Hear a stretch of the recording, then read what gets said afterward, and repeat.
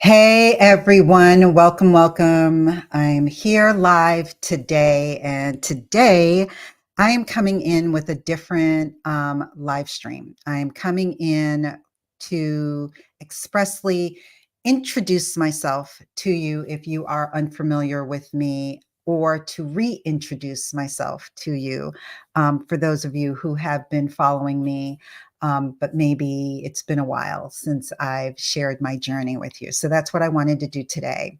So before I started my company, Virtually in Sync, I actually started my journey way back when I was a teenager at a local TV station in the US Virgin Islands on the island of St. Thomas, which is where I grew up.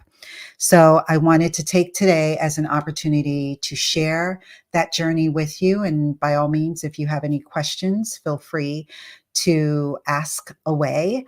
And I may touch on a couple of things, but I just really wanted today to be an opportunity for me to allow you to get to know me a little bit more. So, like I mentioned, I grew up in the Virgin Islands. I was born here in New York, but I grew up in the US Virgin Islands, and I'm very, very blessed and thankful that that was where I ended up formulating my life. And that is the place where I first fell in love with video production. And I ended up doing that like in a weird way through happenstance and through having a mother that was in tuned with, even though she didn't necessarily understand or agree with what I wanted to do, loved me enough to do what she needed to do to get me an opportunity. And I think I was in my senior year of high school when she discovered a government program that was placing interns with different businesses across the island. And she was able to pull some strings. It pays to be from a small island or a small town because a lot of people know each other.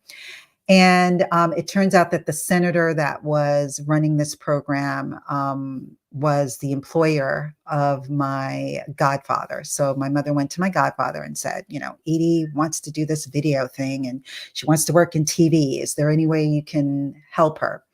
So I ended up getting an internship at the local TV station.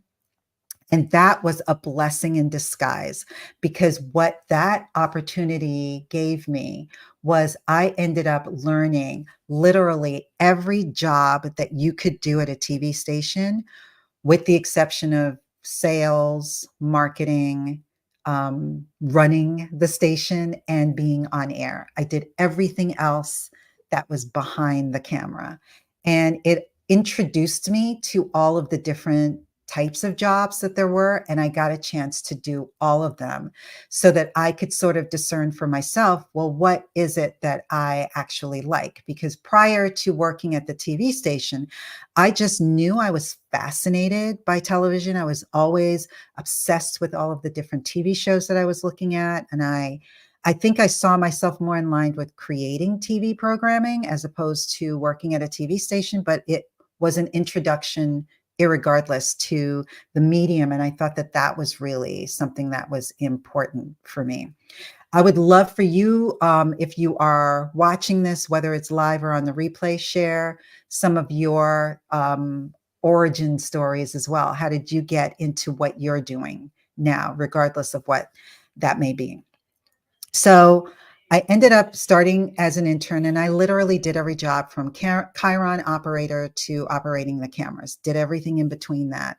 And in that capacity, fell in love with editing. And I think I fell in love with editing because it was a mechanism that allowed me to spark some creativity that I didn't know existed. I was always I wanted to be creative. I wanted to consider myself an artist. I used to do these draw me um, cartoon type things that would be in different magazines back in the day. And I was really good at that, but I couldn't sit down and just paint. And so to me, those were people that were artists.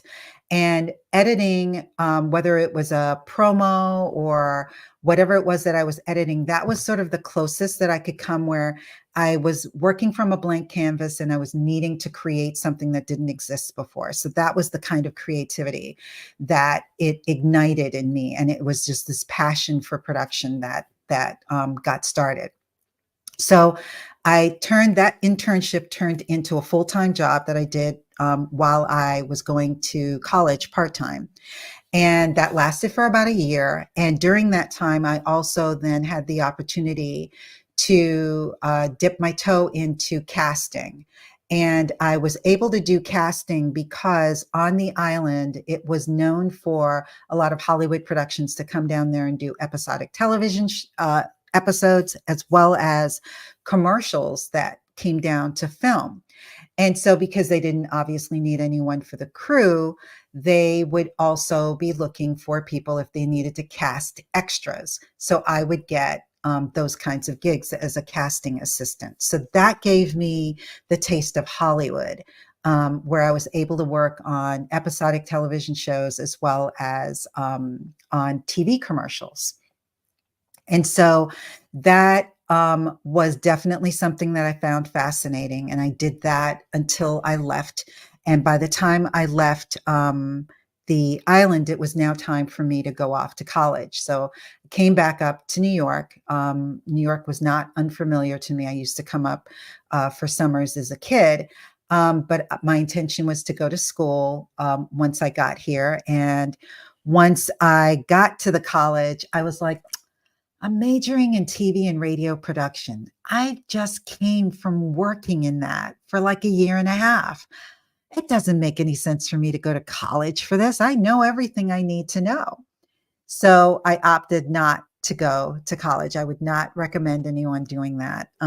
But at least that was the choice that I made at that point. So instead, I ended up going to a technical school where I majored in advanced television production and learned to do more editing, and knew that that was what I preferred more than being a videographer, for example.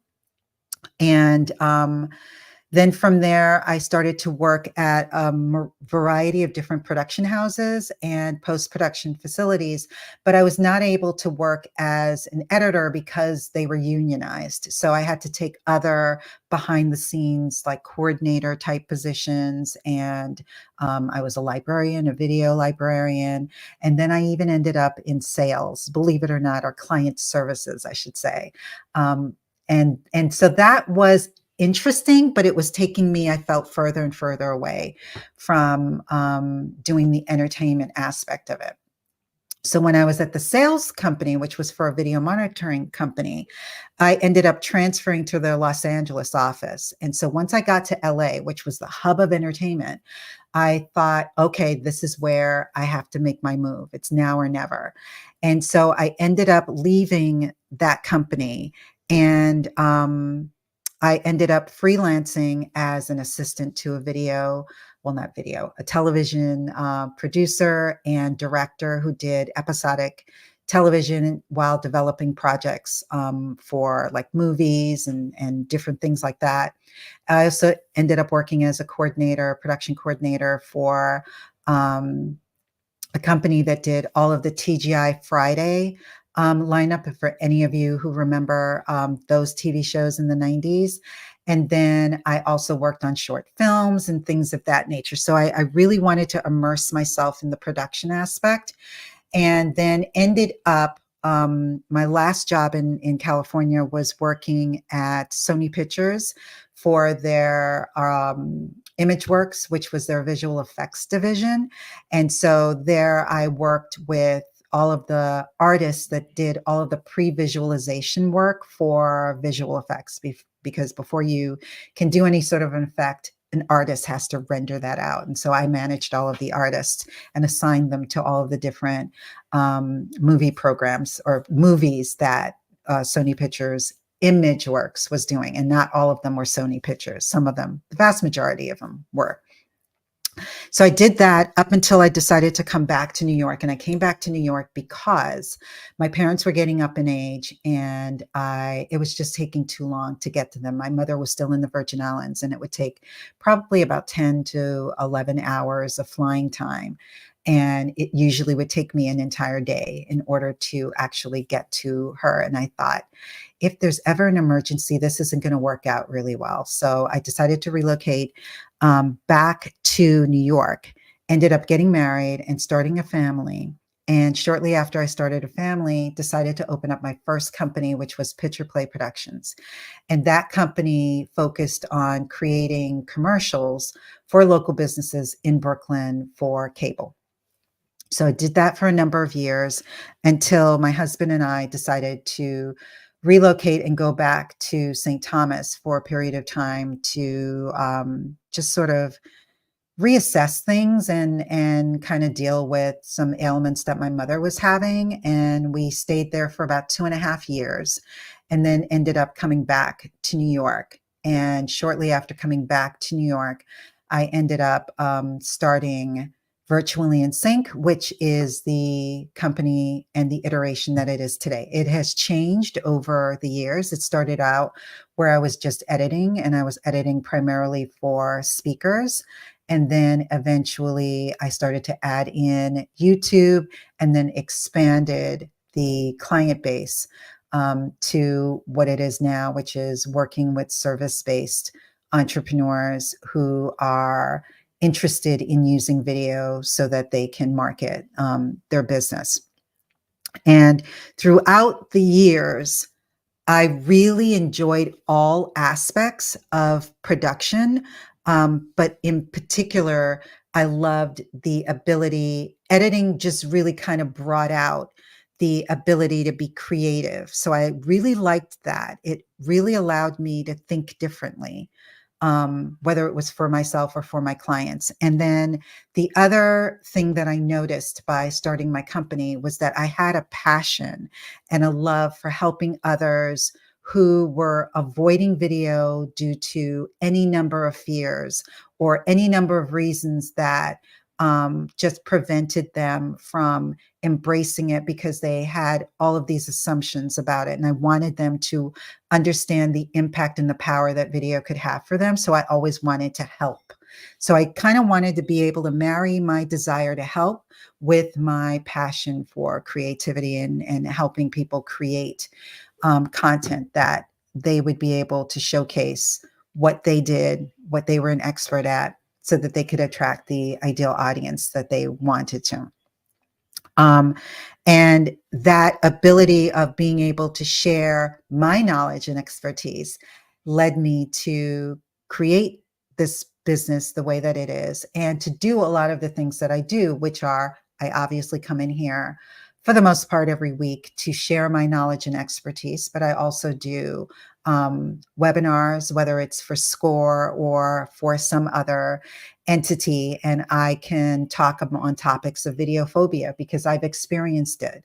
One of the fears that if you follow me here on my live streams, is the reason why I'm doing these weekly lives is because I had a fear related to live streaming. So video phobia is definitely a topic.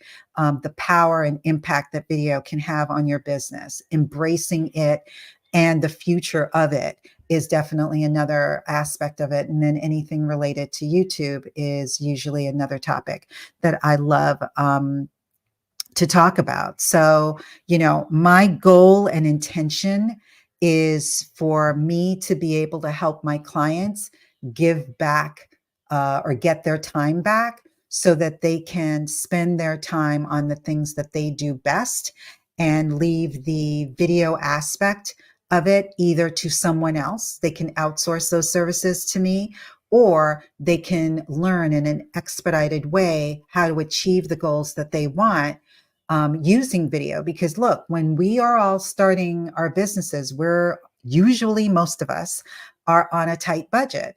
And so my intent and goal is to help those that are DIYers at heart to create content that's going to organically get them brand awareness, visibility, and leads so that they can do it on their own using affordable and easy to use tools. And so that's what I really love doing and helping my audience achieve. And I really think that it's important for you to master this because from an organic standpoint, I had read a book called Oversubscribed by Daniel Priestley, and he talks about a framework that he uses. It's the 7-11-4 framework. And this framework talks about it's imperative for people that want to work with you to have at least 7 hours of content that they can absorb from you. And that could be audio or video content. They need to have 11 interactions with you over a course of a period of time, whether that's you're here on a live stream, you're typing in a comment, you're getting feedback, you're on a webinar, you're asking questions, you're seeing a podcast or a social media post, whatever it may be, at least 11 interactions. And then you have to have those 7 hours of content and 11 interactions over 4 locations or places or platforms. So it could be here on YouTube. It could be also if you're here on LinkedIn, it could be on LinkedIn. It could be on your blog post. It could be via email. It could be through a podcast, any number of those things. And if you have that formula down, you are guaranteed to receive organic views and organic engagement from your audience. And I always, when I saw that for the first time, I was like, that's really fascinating. I know that having video and being present on social media certainly increases your know, like, and trust factor. And that's what I've always been, talking about for years and years. But I loved that framework that he talked about, the 7-11-4 framework. So to you, I will get to questions in a minute. If you have any questions, feel free to post them. I see that there is a question or at least a comment. But if you want to get help in figuring out what it is that you need to do in order to get started with video and with YouTube, I definitely highly recommend that you check out, let me put up my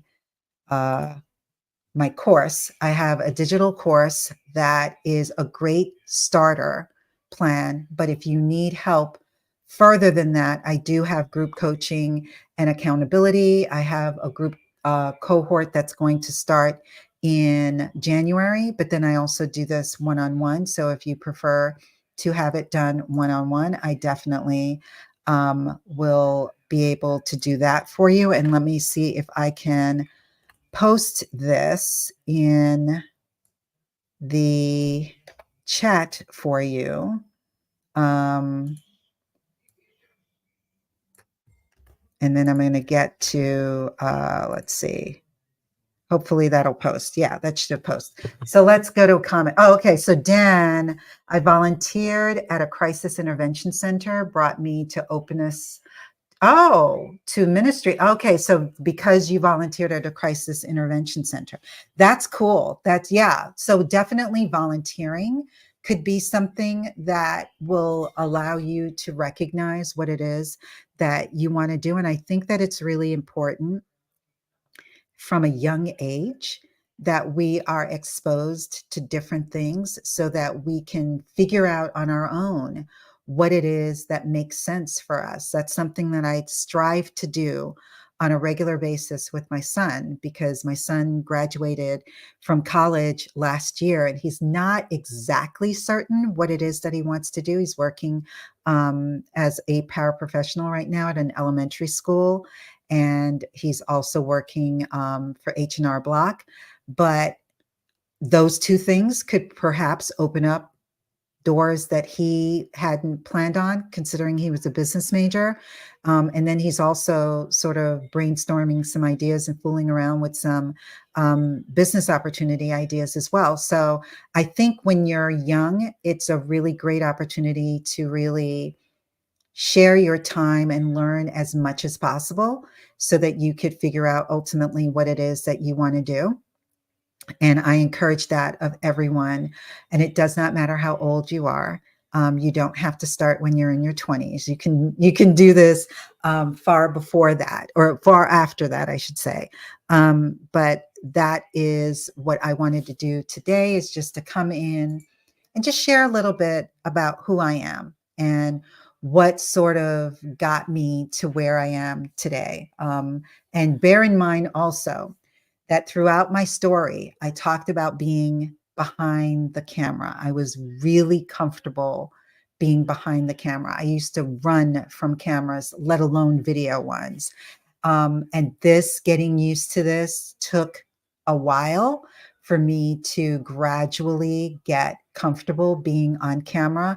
And now I'm at the point where I skipped last week. I decided to take the week off from doing any sort of content creation in honor of Labor Day, I guess.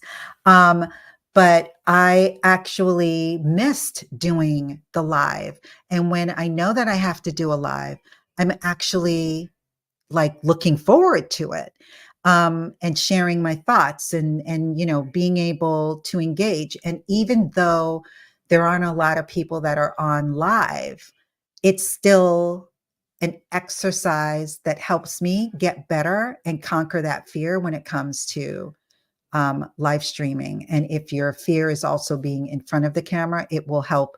The more you do it, the better off you're going to get. I've been doing this pretty much steadily since January. There were 2 weeks where I pre-recorded the video, and then this past week I skipped it. But other than that, I've gone live every single week. And so I encourage you to address your fears when it comes to video in a similar way. But if you need my help, definitely reach out to me and get my course, or you can just go to my website, edieclark.com, and book a call with me. I would love to learn about what you do and how I can help you decide to create content in order to share your knowledge and expertise online. So until next week, I will see you next time. Bye.